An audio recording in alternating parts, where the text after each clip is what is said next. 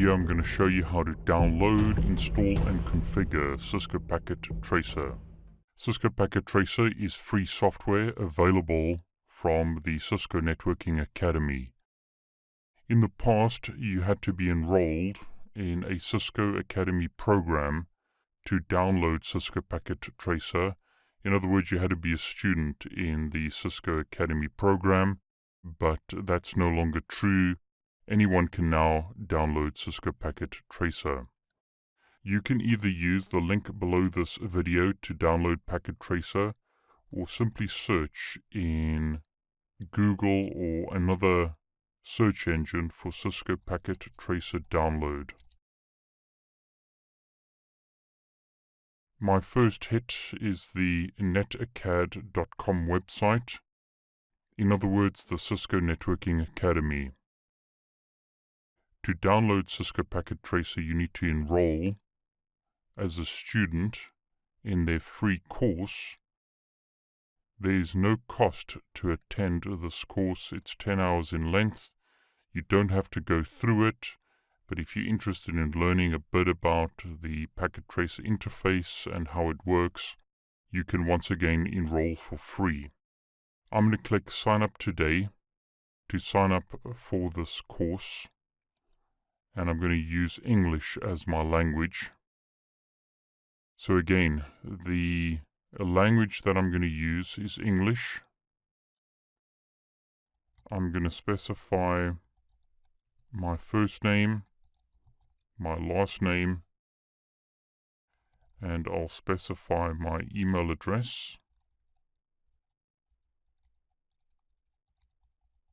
I need to specify a password.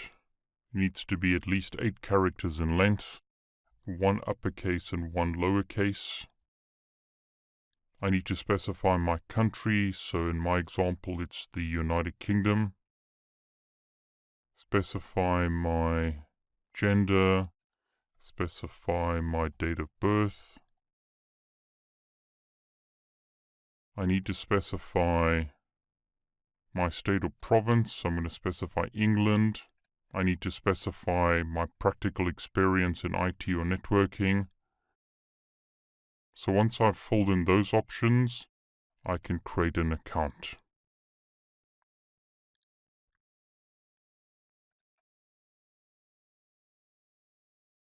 So that's it. I'm now registered on the Networking Academy website. In this example, I'm told about a new course. I'm going to close that. I'm going to launch this course, Introduction to Cisco Packet Tracer. Now I can either launch the course or look at student resources. I'm going to select student resources. And I'm going to scroll down and download and install the latest version of Cisco Packet Tracer. There are different versions of Cisco Packet Tracer. The latest release is 7.2. I'm going to download version 7.2 for Windows 64-bit. And then I'm going to click Download and click Save to save the software to my local hard drive. Now going back, notice there is a Linux 64-bit version, a Windows 32-bit version, and a Windows 64-bit version. There is no version for Mac. If you want to run Packet Tracer on a Mac, you need to use software such as VirtualBox or VMware Workstation Packet Tracer. Now you can also download the FAQs, and then you can read information about Cisco Packet Tracer. That may help you with some of your questions, but Packet Tracer is fairly simple to install, so I'm not going to go through the FAQs. Packet Tracer is now downloaded, so I'm going to click Open Folder, and I'm going to unzip the zip file, so extract it to my Downloads directory. And then I'm going to double click on the setup file and click Run to start the installation process to emulate a Windows operating system on your PC to run. Click Yes to run the software. So before you can install Cisco Packet Tracer, you need to accept the license agreement. So read and make sure that you agree with it, and then click I accept the agreement and click Next. By default, Packet Tracer is installed in C program files. You can change that directory if you want to. I'm not going to do that. I'm going to click Next. I'm going to change the menu name to Cisco Packet Tracer 7.2, and that's because I've already got a previous release of Packet Tracer installed, so I want to be able to run both of these. I'm going to create a desktop shortcut and click Next and click Install. Packet Tracer is now installed on my computer. You simply need to wait for that installation process to complete. I'm now told that for Packet Tracer skills-based assessment to use this version of Packet Tracer, please close all web browsers or restart your computer.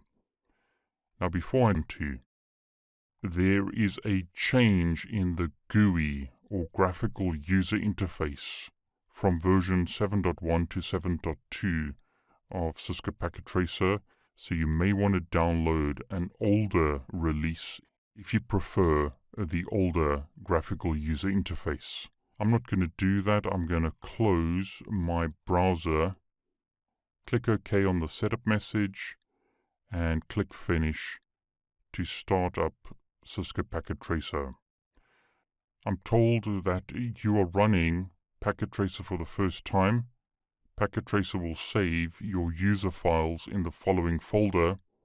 I can change that by going to Options Preferences. I'm going to click OK. Packet Tracer is now launching. Now before I can use the software, I need to log in with the username and password that I created. Version. Don't worry too much about this if you've just started with Cisco Packet Tracer. I'll show you how to create new topologies in a moment. Now there's quite a major change to the graphical user interface in this release of Packet Tracer. In the previous release,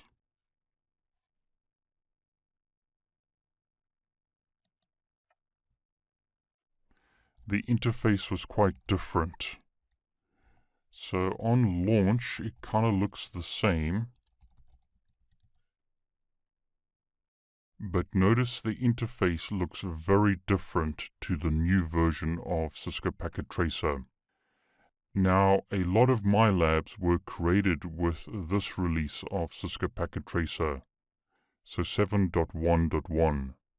This release, 7.2, has an upgraded graphical user interface. The interface is very different, but the function, it looks like that. But in the new release,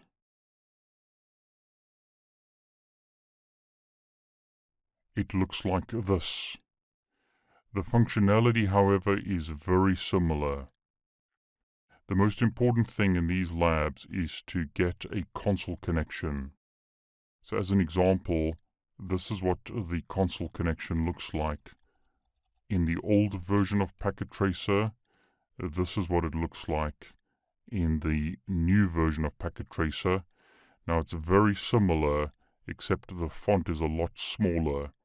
The reason why the font is so small is under Options Preferences, the font is set to 8.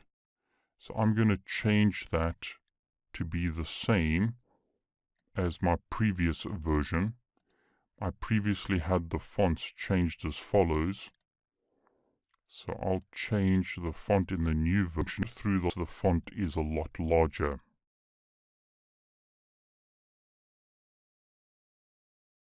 So that shows you that there's quite a big change in the graphical user interface of this release of Packet Tracer. What I'll do now is exit out of Packet Tracer, So exit out of both of these versions. And what I'll do again is start up Cisco Packet Tracer. So when you launch Packet Tracer for the first time, it looks like this. Some options that I suggest you change is go to Options, Preferences, make your fonts bigger, and perhaps on the interface, when using My Labs, make sure that this is turned off. Always show port labels in Logical Workspace. That is disabled by default in 7.2 but wasn't in 7.8. A 4321 ISR router into my topology, and I can zoom in to make it bigger or smaller. I can drag another one in here. I can name them, so double click on the name. I'll call this R1.